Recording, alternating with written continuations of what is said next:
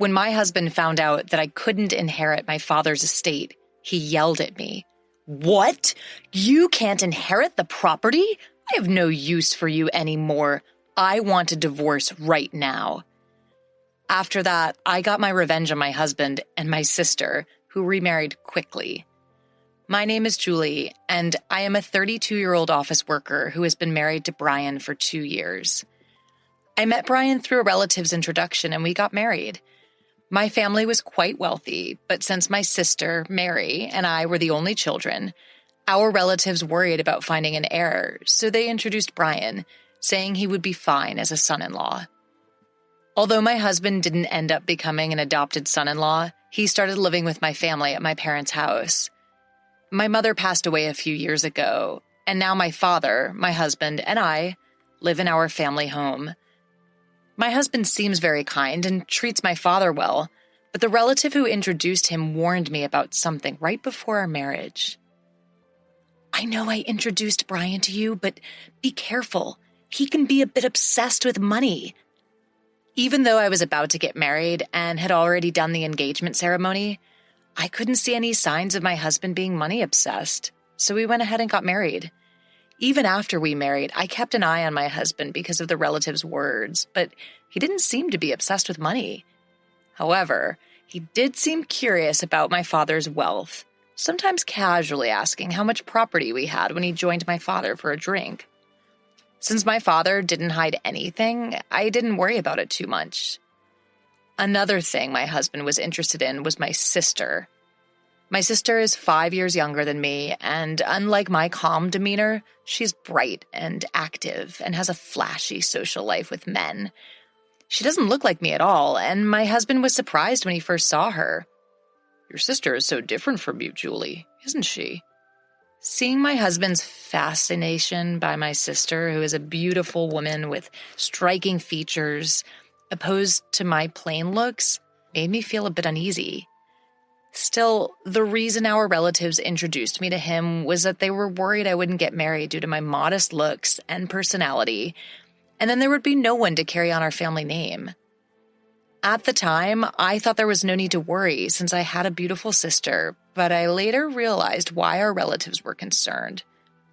My father spoiled my sister a lot, letting her go to college after high school and then to a vocational school after graduation.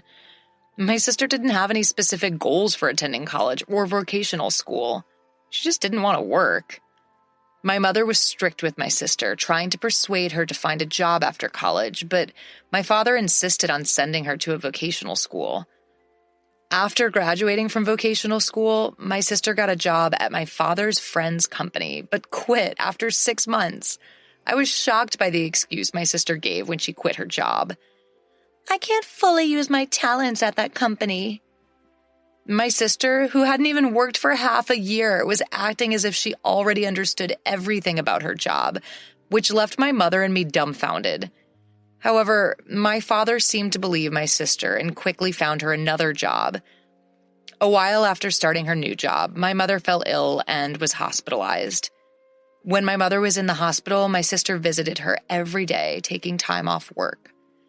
In the end, she quit this job as well and started saying she would take care of our sick mother.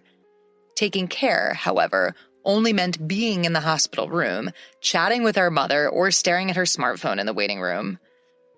I had to go get our mother's laundry and replace it with new clothes during her hospital stay, while my sister was of no help at all. Though my mother might have been happy to have someone to talk to, her condition worsened so much after about a month that she could no longer even have a conversation. 2 weeks after her condition worsened, our mother passed away. My father and sister were so shaken by the sudden loss that they couldn't even prepare for the funeral, so I had to do it. Thanks to the help of our relatives, we were able to send off our mother somehow. After our mother's death, my sister started working part-time and moved out of our family home to live alone. Since her part-time income wasn't enough to pay the rent, our father covered the rent and utility bills, and it seemed my sister spent the money she earned on having fun. When her part-time income wasn't enough, she would go to our father and ask for an allowance. When our mother was alive, She'd been strict with my sister, so our father didn't give her any allowance after she started working. But now he was giving her as much as she wanted. I thought it was no problem if both my father and sister were happy with that arrangement. Even after I got married and started living with my husband in my family home, my father continued giving my sister an allowance. At that time, I didn't realize that my sister was also asking my husband for money, and he was happily giving it to her. Being unable to say no to my beautiful sister, my husband would secretly give her money, saying, "Don't tell Julie about this.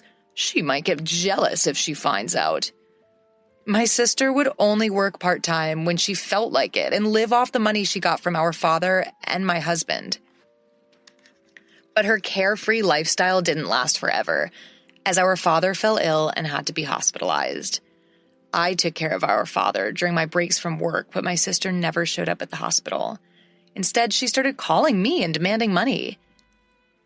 "I've been getting money from Dad every month, so I want you to keep giving it to me. The rent and utilities are all being withdrawn from Dad's account after all." She spoke to me angrily, but I was shocked to learn this for the first time. I got angry at my sister, who only cared about her own life instead of worrying about our hospitalized father. I really wanted to hang up on her, but she seemed to be in trouble, so I asked her how much money our father had been giving her every month. "How much have you been getting from Dad every month? Hurry up and get a job so you can live on the money you earn." My sister replied grumpily, "You're so annoying. I've been getting $1,000 a month. That's not including rent and utilities, by the way." I was appalled by my sister, who boasted about the amount she was receiving. I thought that if our father kept giving such a grown-up sister so much money, that she would lose any motivation to work seriously. I didn't think it was much of a problem to give my sister money, since I believed our father would recover quickly. However, our father's condition suddenly worsened, and I hurriedly contacted our relatives. The doctor told me it was a serious situation, and I was deeply shocked. During times like these, I wanted my husband's support, but he rarely showed up to the hospital, saying he was busy with work. Moreover, when he did visit, he would ask me inappropriate questions like, "Your father's inheritance must be huge, right? Since you and your sister are the only heirs, are you going to split it in half?" I had no words to respond to my husband, who only talked about the inheritance. I realized that what the relatives meant when they said my husband was obsessed with money and felt disgust. When my sister received a call, I explained that our father was in a critical condition, but she only worried about her own finances. "Make sure you pay me my monthly allowance. I can't survive without that money." The call ended abruptly. I was angry at my sister's response, but I was also concerned about the faint male voice I heard on the other end. I recognized the voice and had a bad feeling. About a month later, my father passed away, and neither my sister nor my husband showed up during his last moments. Having experienced my mother's funeral, I realized how heavy-hearted funeral preparations could be. On top of that, neither my sister nor my husband helped at all, and my sister didn't even attend the funeral. My husband did show up at the funeral, but he disappeared immediately afterward, claiming he had work. The relative who introduced me to my husband noticed his absence and asked me about it. "Where's your husband? It's strange for the chief mourner to be absent, isn't it?" All I could do was force a smile and answer, "He seems to be busy with work, so he went back." The relative sighed upon hearing my explanation, and I felt like sighing too. Once the funeral was over and I could finally catch my breath, my husband grinned and asked me, "So, how much did you inherit? Even if you split it in half, you'll get a lot of money, right?" As the relatives had warned before our marriage, my husband seemed to only care about my father's inheritance.